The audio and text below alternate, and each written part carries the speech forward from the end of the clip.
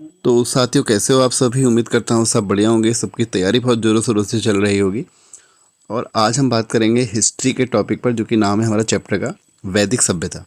ये वैदिक सभ्यता का दूसरा वीडियो है। इससे पहले एक वीडियो ऑलरेडी अपलोड हो चुका है और दो वीडियो सिंधु सभ्यता के अपलोड हो चुके हैं। सारे एमसीक्यू बेस्ड हैं, जिससे आपका एक रिवीजन बहुत बढ़िया तरीके से होगा। और हिस्ट्री आपको पता है, आपने अगर सिलेबस देखा है तो अच्छे खासे नंबर की हिस्ट्री आने वाली है। और हिंदी का अगर मैं आपको सिलेबस दिखाऊं, ये देखिए हिंदी का सिलेबस है। हिंदी में पर्यायवाची और विलोम शब्द देखिए 10 नंबर के आने वाले हैं। तो यकीन मान के चलिए, इसमें पर्यायवाची आपको कम से कम 5 से 6 नंबर के तो पर्यायवाची ही देखने को मिलेंगे। तो पर्यायवाची को बहुत अच्छे से पढ़ना है, क्योंकि पर्यायवाची अनगिनत हो सकते हैं, तो इसमें टाइम आपको देना ही पड़ेगा। मैंने यहाँ पे पर्यायवाची करीब 3 से 4 वीडियो ऑलरेडी अपलोड 3 वीडियो तो ऑलरेडी अपलोड हो ही चुके हैं। अभी बाकी भी मैं अपलोड करूँगा। करीब 250 हम पर्यायवाची क्वेश्चन देखने वाले हैं। तो एक पर्यायवाची क्वेश्चन से हमारे 4 क्वेश्चन सॉल्व हो रहे हैं, 4 से 5। तो उनको ज़रूर देखिए। आप नहीं देखते तो अपने कम से कम एमसीक्यू सीरीज़, एमसीक्यू जो बुक लेके आइए हिंदी की, उससे सॉल्व करिए। हिंदी क्योंकि पूरे के पूरे अभी कितने नंबर की है? 100 नंबर की हिंदी है। और मैं यहाँ पर आपको श्रुतिसम भिन्नार्थक शब्द भी बताऊँगा। कल कोचिंग में भी बच्चे हमसे पूछते थे कि भाई ये श्रुतिसम भिन्नार्थक शब्द है, ये वो होते हैं जो सुनने में एक जैसे होते हैं लेकिन भिन्न होते हैं। ठीक है ना? जैसे आप लोगों ने सुना होगा तरणी, एक होता है तरणी। तो ये दोनों में एक जैसे समान है, लेकिन दोनों में अंतर है। ठीक है ना? क्या अंतर है? अगर आपको पता है तो मुझे कमेंट में मुझे बता दीजिए। ठीक है, तो ये है हमारे इस तरीके से। एक पॉलिटी का भी मैंने लाइव क्लास का अपना वीडियो अपलोड किया है, आप उसको भी जाके चेक कर सकते हैं एक बार। तो पहला क्वेश्चन है हमारा, देखिए ये आता है मैचिंग के लिए आता है क्वेश्चन। इसमें है जो ऋग्वेद है वो क्या है हमारा? ऋग्वेद है स्रोत एवं क्या है हमारी प्रार्थना से संबंधित है। तो और यजुर्वेद क्या होता है? यजुर्वेद यौ से यज्ञ। तो यज्ञ में क्या होते हैं? हमारे कर्मकांड होते हैं। तो बी का होना चाहिए कौन सा? दूसरा। सामवेद, सा से संगीत। तो ऑप्शन पहला। अथर्वेद, अथर्वेद में क्या होगा हमारा? तंत्र मंत्र एवं वशीकरण। इसमें आपको जादू टोने वाली चीज़ें देखने को मिलती हैं। ऋग्वेद से क्वेश्चन आता है कि ऋग्वेद का नवा मंडल किस देवता को समर्पित है? तो वो सोम देवता को समर्पित है। ठीक है। ऋग्वेद से और क्या क्वेश्चन आता है? जैसे ऋग्वेद का जो उपवेद है वो क्या है हमारा? आयुर्वेद है। और एक क्वेश्चन ये पूछा जाता है कि सेकंड से 7वें मंडल तक जो है हमारा ऋग्वेद को, उसको क्या कहा जाता है? उसे ऋग्वेद का हृदय कहा जाता है। ठीक है ना? और जो हमारे पहला और जो नवा और 10वां मंडल है, उसको अनेक ऋषियों ने बनाया है। ये भी हमारा क्वेश्चन आता है। ऋग्वेद की बात हो रही है अभी, है ना? ठीक है, तो आगे बढ़ते हैं, चलो।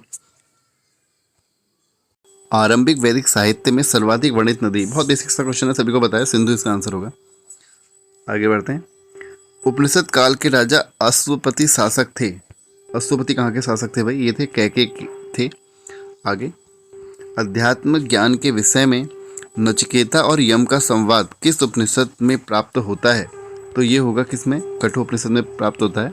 अगला, वैदिक नदी कुभा यानी कि काबुल जिसको आजकल बोलते हैं, ये क्वेश्चन आपका ज्योग्राफी का भी आता है कि भाई काबुल का पहले का नाम क्या था? तो का स्थान कहाँ निर्धारित होना चाहिए? तो कहाँ? अफगानिस्तान। ये आपको पता है, हमारा जम्मू कश्मीर वाला एरिया हो गया यहाँ पर, है ना? सॉरी, ये राजस्थान वाला एरिया हो गया। यहाँ पे क्या है? पाकिस्तान। और यहाँ पे क्या है हमारा? अफगानिस्तान। आगे, कपिल मुनि द्वारा प्रतिपादित दार्शनिक प्रणाली है कौन सी है? सांख्य दर्शन। उत्तर मीमांसा किसकी है? उत्तर मीमांसा किसकी है आपको पता है? मैंने कल बताया भी था। उत्तर मीमांसा किसकी है आपकी?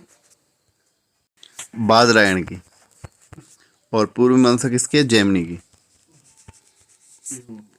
अगला क्वेश्चन, भारत के किस स्थल की खुदाई से लौह धातु के प्रचलन के प्राचीनतम प्रमाण मिले हैं? वो है अतरंजी खेड़ा।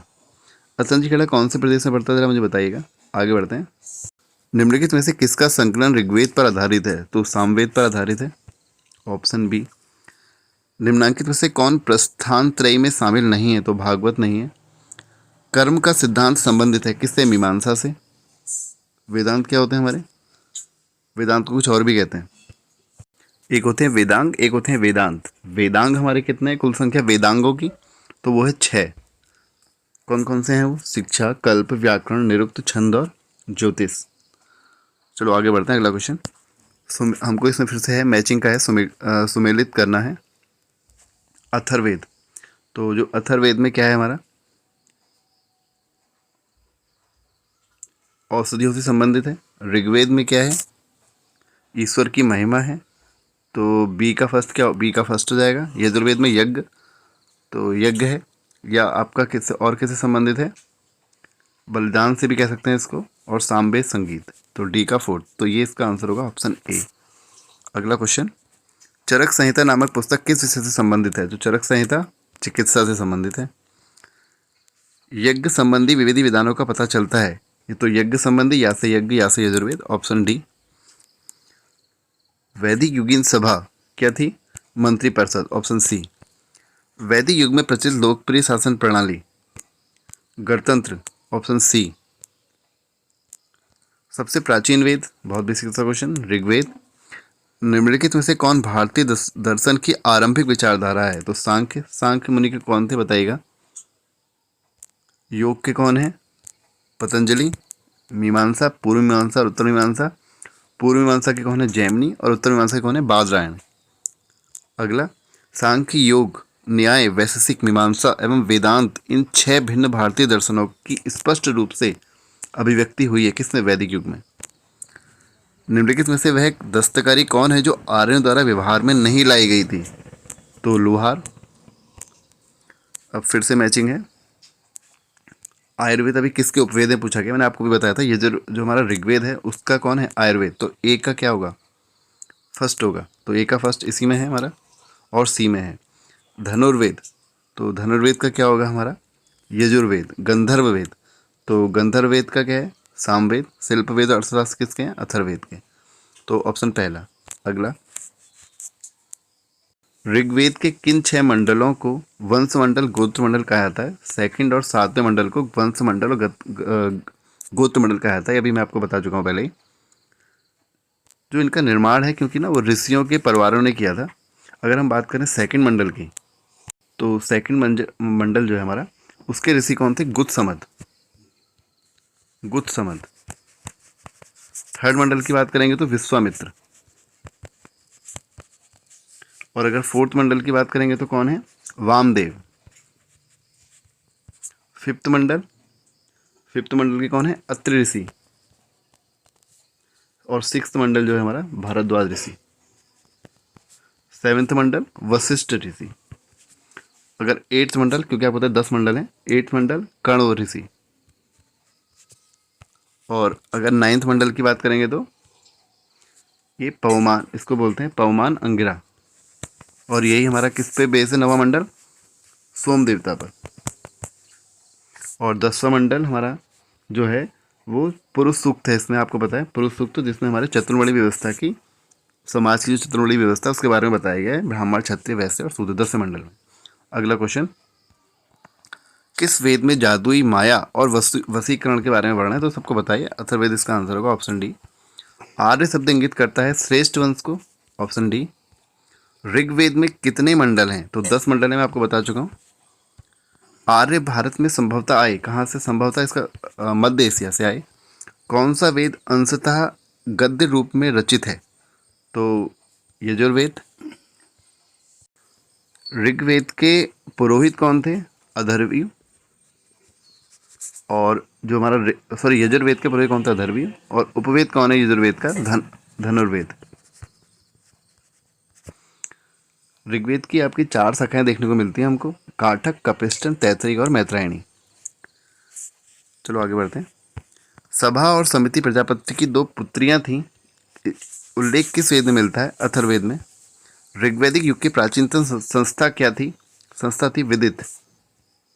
अगला, ब्राह्मण ग्रंथों में सर्वाधिक प्राचीन कौन है? शतपथ ब्राह्मण। शतपथ ब्राह्मण कौन से वेद का ब्राह्मण है? यजुर्वेद का है। किसका है? यजुर्वेद का है। ये बहुत बार क्वेश्चन आया है। ऐत्रेय ब्राह्मण किसका है? ऋग्वेद का है। और कौशिकी भी किसका है? ऋग्वेद का है। एक आपको याद रखना है जो कि हमारा अथर्ववेद का, वो बहुत बार पूछा जाता है, वो है गोपद। अगला क्वेश्चन, गोत्र व्यवस्था प्रचलन में कब आई? उत्तर वैदिक काल में। उत्तर वैदिक काल का टाइम पीरियड बताइए मेरे को, कब से? अनुलोम विवाह का अर्थ है उच्च वर्ण पुरुष का निम्न वर्ण नारी के साथ विवाह। प्रतिलोम विवाह तब माना जाता था, कब माना जाता था भाई? जब उच्च वर्ण की नारी निम्न वर्ण के पुरुष के साथ विवाह कर लेती थी। वैदिक युग में यव क्या है? तो जौ है, सभी को पता होगा। व्रीहि शब्द किसके लिए प्रयुक्त हुआ है? व्रीहि चावल के लिए। अथर्व पवित्र जादू, तो आज की वीडियो में इतना ही करते हैं। कल नया आपको शाम को एक वीडियो और मिल जाएगा हिस्ट्री का। तो वीडियो को लाइक कर दीजिए, चैनल को सब्सक्राइब कर दीजिए। Thank you.